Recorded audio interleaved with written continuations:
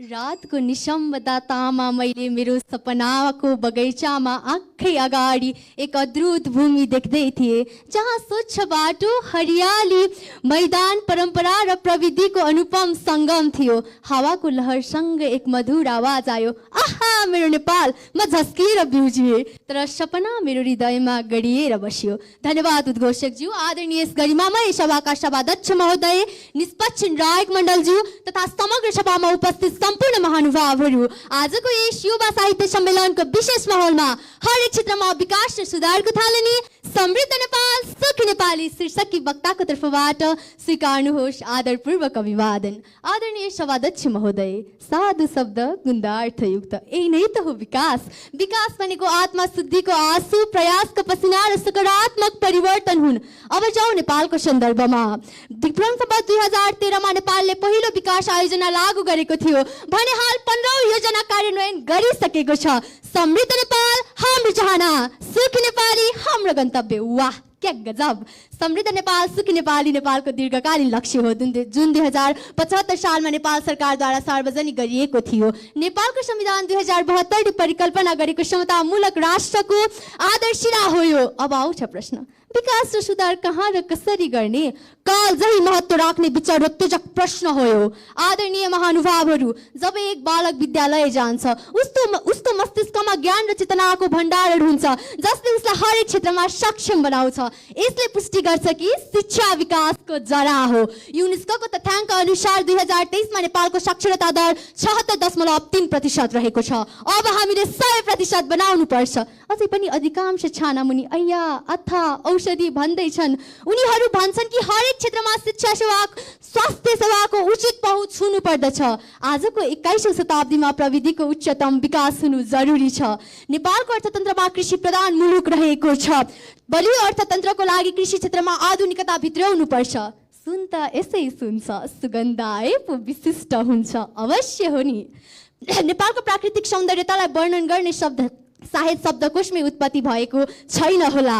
उद्घाटन गरौँ paragliding, rafting जस्ता साहसिक खेल अनि छरौं सुगन्ध अनि भित्रौ पर्यटन।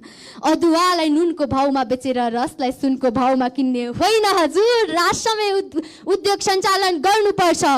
83,000 मेगावाट जलविद्युत उत्पादन गर्न सक्ने क्षमता भएको मेरो राष्ट्र नेपाल अझै अन्धकारमा छ।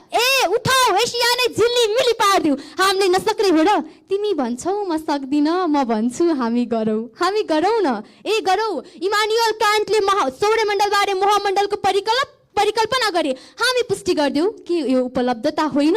बान की मुनले भनेका छन्, sustainable development is the pathway to the future we want for all.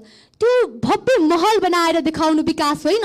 विकास त हरेक व्यक्तिले अनुभव गर्न सक्ने हुनुपर्छ। आज बनायो भोलि तहस नहस, के त्यसलाई विकास भनौँ? म विकासको परिभाषा दिउ, गोर्खाली हो गरेसी दमदार गर्नुपर्छ, यानि कि भावी पुस्ताले हेरेर मुस्कुराउँदै भनुन्, त्यो त मेरो बाजे बराजुले बनाएको रे, यसमा पुग्छ त मिठास। आदरणीय सभाध्यक्ष महोदय, बिहान चिया खाँदै थिए, हजुरबाले आएर भन्नुभयो, नेपाल कहाँबाट कहाँ पुग्यो है, हाम्रो जमानामा यस्तो भएको भए। फेरि एकछिनपछि भाइ आएर विरक्तिदै भन्यो, नेपालले केही गरेन, चीनले यस्तो यस्तो गरिसक्यो, आफू त मध्यस्थकर्ता। नेपालले विकास नगरेको होइन, गरेको छ, तर तुलनात्मक हुन सकेको छैन। अब बनाउनु पर्यो नि त। समाज परिवर्तन आजैबाट आफैबाट सुरुवात गर्नुपर्छ। Be the change you wish to see in the future. Yes of course, अर्थात् परिवर्तनको लागि स्वयं आफू परिवर्तन हुनुपर्छ। जनता, अब तिमी आफ्नो घर सफा नगरी अरूलाई सरसफाई नसिकाउनु। नागरिक नेतृत्व र उत्तरदायित्व राष्ट्रको आदर्शिला हो भने सरकारको पारदर्शिता, सुशासन र विकासका गतिविधिहरू राष्ट्रको मेरुदण्ड हो। भ्रष्टाचार शून्य हुनुपर्छ है। भनाइ नै जो छ, जो सत्तालाई सेवा ठान्छौ नेता बन्छ, जो सत्तालाई सम्पत्ति ठान्छौ व्यापारी बन्छ। वाह! आदरणीय महानुभावहरू, विकास एउटा बोट हो जसलाई जनताले पानी र सरकारले गोडमेल गर्नै पर्दछ। एकले थुकी सुकी सयौं थुकी नदी। न तिमीले मात्र गरेर हुन्छ, न मैले मात्र चाहेर। एक हातले ताली त बज्दैन महोदय, कहाँ सजिलो छ र सिङ्गो राष्ट्र निर्माण गर्न। त्यसैले आओ गाउँ गाउँबाट उठौ, बस्ती बस्तीबाट उठौ, हातमा हात मिलाएर, मनमा मन जोडेर हरेक क्षेत्रमा विकास र सुधारको ज्योति बाल्दै समृद्ध नेपाल सुखी नेपालीको सपना पुरा गर्नतर्फ लागौँ भन्दैमा मेरा भनाइहरू यही अन्त्य गर्दै र हजुरहरूको बहुमूल्य समयको कदर गर्दै यस उत्कृष्ट मञ्चबाट बिदा हुन चाहन्छु। हस्त धन्यवाद। विकास हो अधिकार, सुधार हो जिम्मेवारी। समृद्ध नेपाल सुखी नेपाली, हाम्रो प्रयास हाम्रो तयारी।